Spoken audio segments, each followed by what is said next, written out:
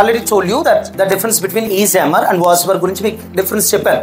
Okay, మీ క్లాస్లో ఒక అబ్బాయి పైకి లేసి సార్ ఈ అబ్బాయి స్నాక్స్ తింటున్నాడు సార్ అని ఇంకొక అబ్బాయి మీద కంప్లైంట్ ఇచ్చాడు అనుకోండి. ఏమంటాడు పాజిటివ్లో? Is eating snacks. ఏంటది? Is eating snacks. ఇప్పుడు ఆ అబ్బాయి పైకి లేసి ఏమంటాడు? సార్ నేను ఇప్పుడు తినడం లేదు సార్, అప్పుడు తింటూ ఉన్నాను సార్. ఇప్పుడు అనగా మనకేం గుర్తు రావాలి? Is and are. అప్పుడు అనగా ఏం గుర్తు రావాలి? Was were. ఇప్పుడు అబ్బాయి ఏం చెప్తాడు? నేను ఇప్పుడు తినడం లేదు సార్, అప్పుడు తింటూ ఉన్నాను సార్. అంటే ఏంటి అర్థం? I am not eating, I was eating. అర్థమైందా? ఇప్పుడు తినడం లేదు అంటే నెగిటివ్గా చెప్పాలి. ఏమంటారు? ఐ యామ్ నాట్ ఈటింగ్, నేను అప్పుడు తింటూ ఉన్నాను సార్ అంటే I was eating. Understand? So ఇప్పుడు సేమ్ ఎగ్జాంపుల్, ఒక అమ్మాయి పైకి లేచి సార్ ఈ అమ్మాయి క్లాస్ రూమ్ లో హోంవర్క్ రాస్తుంది sir. Okay, that is an offence. Okay, ఇంటి దగ్గర రాయాల్సిన హోంవర్క్ ఇక్కడ రాస్తున్నాడు. ఏం చెప్పింది? She is writing homework in the class. ఏం చెప్పింది? She is writing homework in the class.